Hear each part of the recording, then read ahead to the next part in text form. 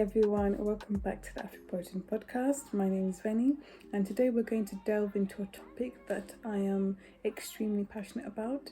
This is an issue that is very sensitive within the Black community. It's something that has been poisoning the Black community for hundreds and hundreds of years, and it's unfortunately in 2021 we're still not there in terms of eradicating it from our community. And the issue I'm talking about is colorism. Colorism affects Black women and also Black men tremendously. Words can't even begin to describe how detrimental colorism is to people's livelihoods within the Black community. So I'm sick and tired of seeing and hearing of lighter skinned females that aren't even Black, and also Black men perpetuating colorism. I'm really sick and tired of it, and that's why I've decided to do a video on it. For such a long time, I've always wanted to talk about it, but recently with this whole Leigh and her yellow bone song or whatever it's called, I just felt like no, I actually need to record and talk about this, because first of all, she knew what she was doing, number one. When she then had that backlash,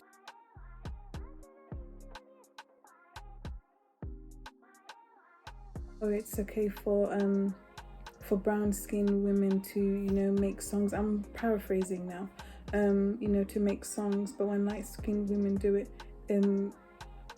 she was basically saying that that's a problem, and that there's loads of songs about brown. No, there isn't. The only two songs I can think about is Bonnie M, I think Brown Girl in the Ring, and then Beyonce, Brown Skin Girl. Okay, maybe there might be a few more than that, but there's not millions. And the fact that those songs have even been made, I'm going to speak more on Beyonce, Brown Skin Girl, is because within society, Black women aren't seen as desirable. We're like basically at the bottom in, the ranking of desirability.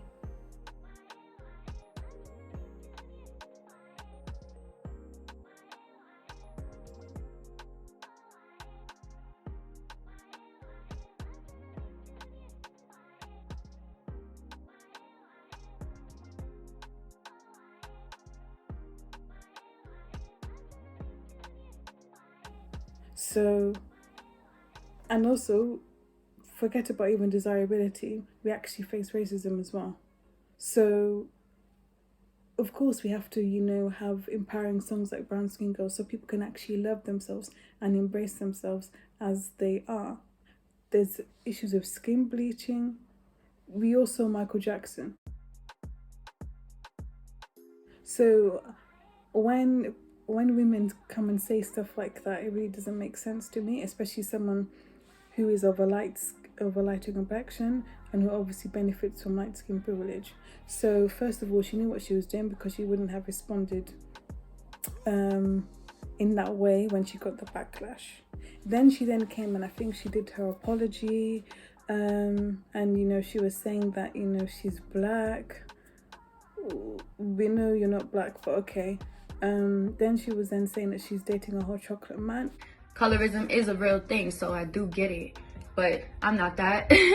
I'm not a colorist, I'm not a racist. I date a whole chocolate man, and I have beautiful dark-skinned friends, and skin isn't something I even see, it's not. The fact that she even referred to the baby as a whole chocolate man, again, for me that shows that you don't understand the severity of the situation.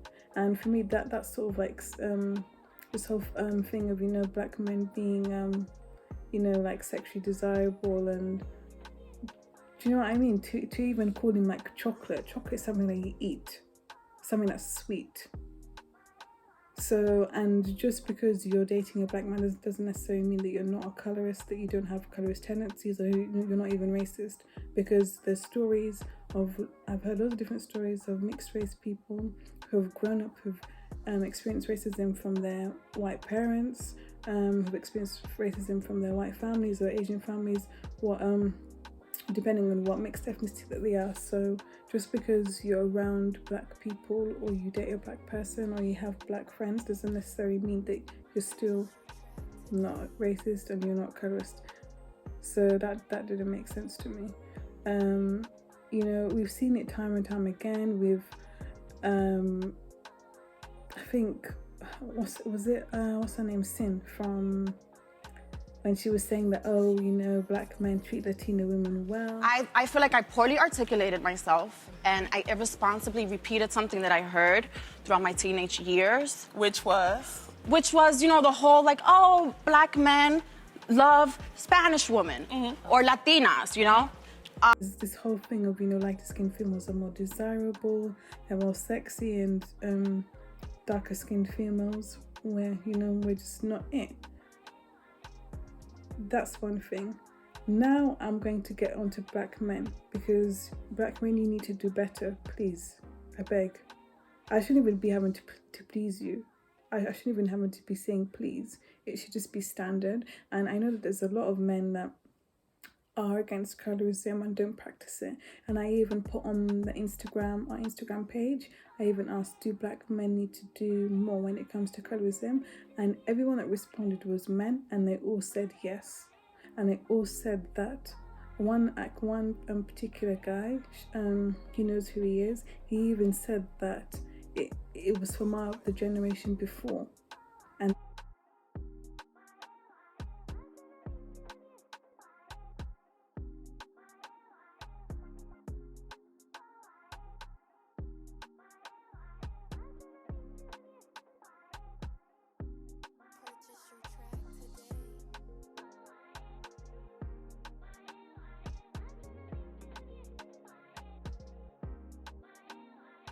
you know, how they wanted to have children, they wanted to have mixed race children, and you know, it was more like a desirability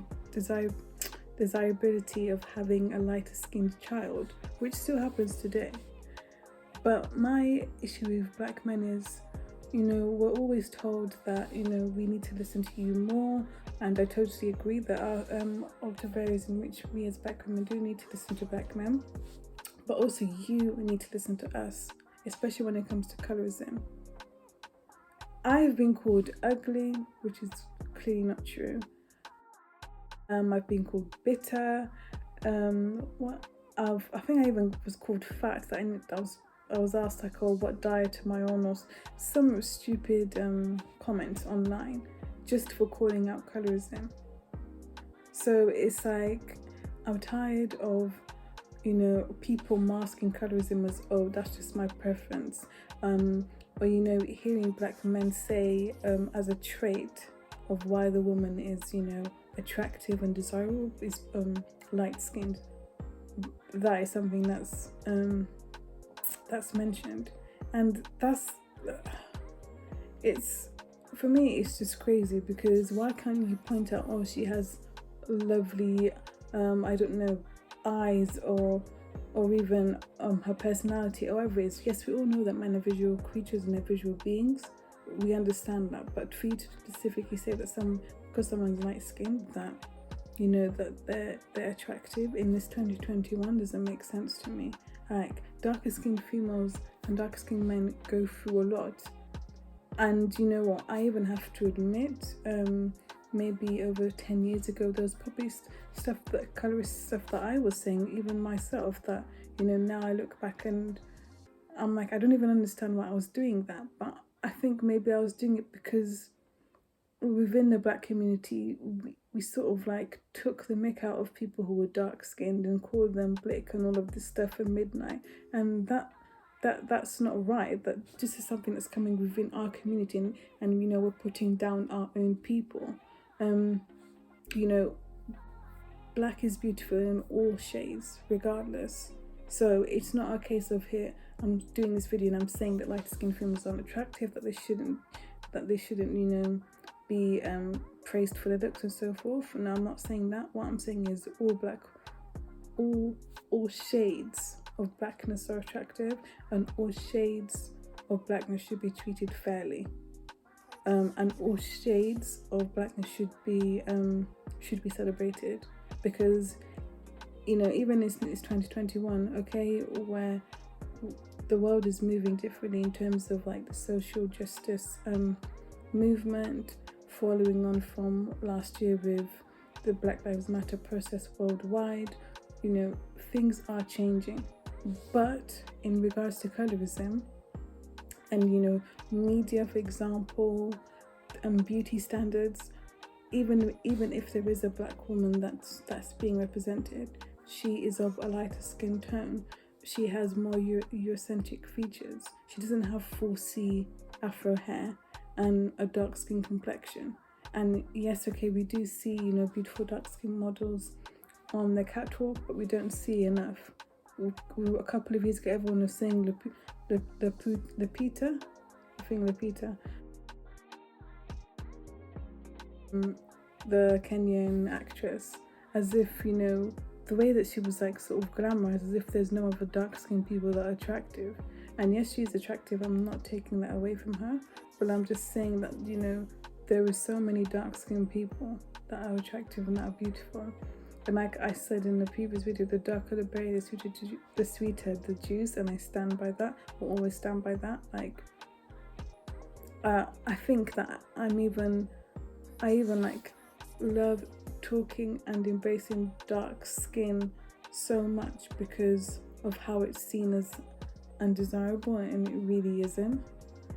And even though I haven't really experienced like colorism, to like, I don't, you know, I wouldn't say like I've really experienced it badly, if I'm honest, but at the same time, just because I haven't experienced it badly doesn't mean that it doesn't exist. So I just wanted to do this quick video for black men to stop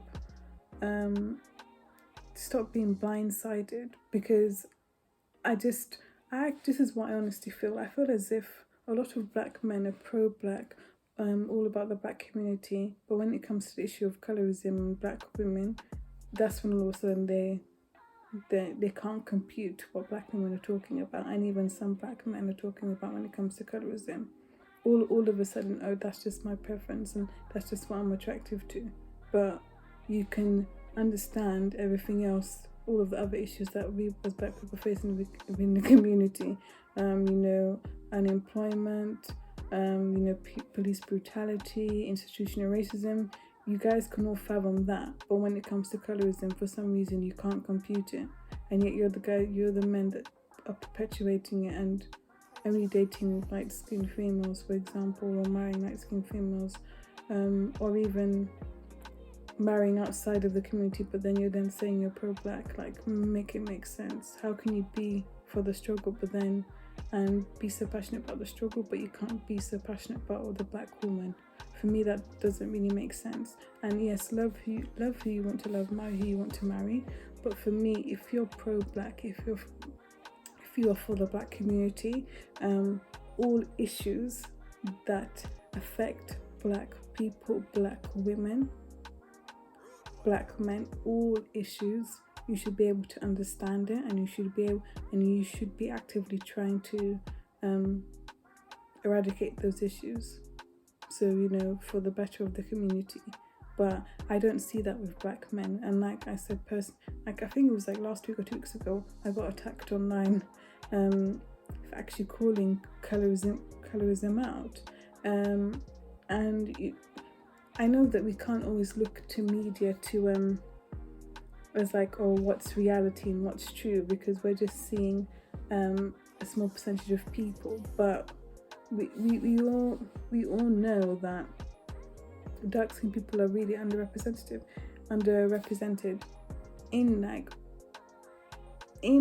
in general everywhere, whether that's film, whether that's music, whether that's you know, their profiles aren't always pushed to the forefront, and even if they are, it's only a far few in between, if that, I think that's the phrase, correct me if I'm wrong. Fashion, okay, well now I'm seeing more darker skin models, but still I'm not seeing enough. So yeah, I just wanted to do this quick video, and it's more of like just like asking you black men to just wake up, you know, do something about it, and also to lighter skinned females to please understand that, you know, you guys do have certain privileges for being the complexion that you are. Not saying that you haven't experienced racism or you haven't experienced any challenges growing up, but I'm specifically saying these to ones that, you know, say that colorism doesn't exist, or always use this argument of, oh, I've experienced racism as well. It's not about you. It's about darker skinned people and how they're still underrepresented in this 2020, and how they're still insulted online, that them, you know, their jokes are made about them, you know, so they have low self-esteem, they have less opportunities. It's about them. So we really need to come together and just really eradicate this issue, because I'm tired. But yeah, guys, please like, share, and subscribe. Please leave your thoughts, you know, in the comment section, and I'll speak to you guys soon. Take care and stay blessed. Bye. So literally not even 24 hours later, on social media, we then found out that Candice Brathwaite was, you know, removed from a documentary, literally talking about the experiences Black women face in regards to pregnancy and giving birth, and, you know, and how a lot of them actually lose their lives. And she was replaced by Rochelle, who is a mixed race lady, a woman that hasn't done anything for the Black community or used her platform in that way. So it's just crazy that, you know, I did this recording because of the issues of colorism that I was seeing resurfing. And then again now this happens a couple of hours later. So yeah, again, thanks guys for watching. Please leave your comments in the comment section. Please subscribe and like the video. Take care and stay blessed.